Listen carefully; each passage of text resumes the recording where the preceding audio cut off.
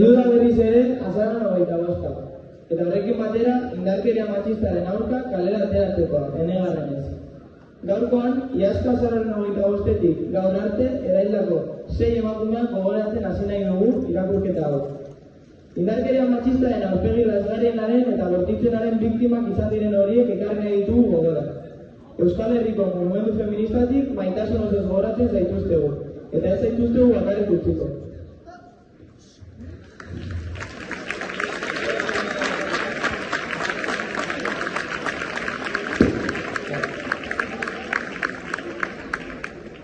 Bestetik, urrian eta beste hainbat mobilizazioetan egin bezala, Palestinari gure elkartasun eta babesa adierazi nahi diogu, eta besarka handi bat bidali Palestinar herriari eta bertako feministei. Era berean, gobernuek Israelekin dituzten harremanak eteteko exijitzen dugu, eta Israeli boikota egiteko deia egiten dugu. Aurrera Palestina, besarka lagana ere munduko beste hainbat herrialdetan gorroka nahi zareten feministei. Zergana, Sudan, Mestea duzten.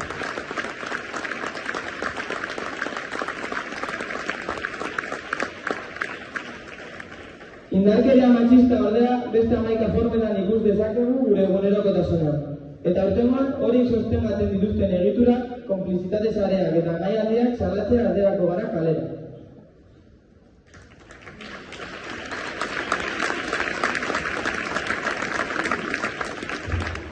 Ante cada paso que damos desde el movimiento feminista, se pone en marcha una nueva ofensiva que se articula y estructura según el contexto.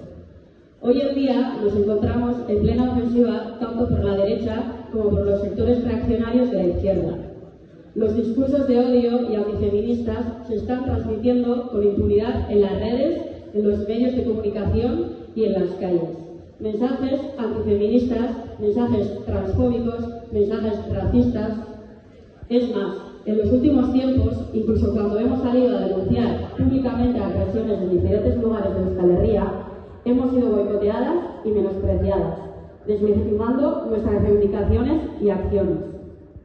Y los que lo han hecho han sido los hombres que nos rodean, con sus estructuras de complicidad y fraternidad. Los agresores y los antifeministas no son un ser abstracto, son los hombres que nos rodean.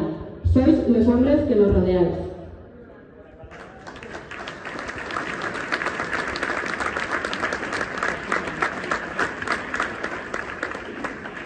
Honez gain, gaurkoan salatu nahi dugu askok feminismoa eta indarkeria matxistaren aurkako diskurtsoa darabentela bestelako gorrotozko mezuak zabaltzeko, arrazakeria zabaltzeko adibidez.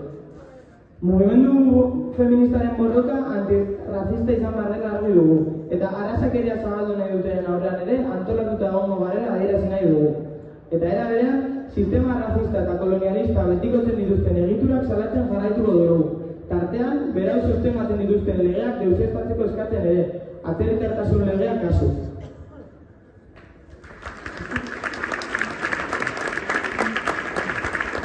Azkenik, aipaturiko guztiaren aurrean, erresistentzia feministarako deia egiten dugu. Segi dezagun antolatzen eta kaleak hartzen. Segi dezagun autodefentsa feminista aldarrikatzen eta gauzatzen. Kaleetan, etxeetan, lantokietan, jaiguneetan, erantzun diezaiogun indarkeria sostengatzen duten haien konplizitate sarei. Horien aurka borrokatzen duten konplizitate sare feministekin. Konplizitate sareen aurrean, konplizitate machismoen aurrean, Resistencia feminista. Vuestra hipocresía es violencia.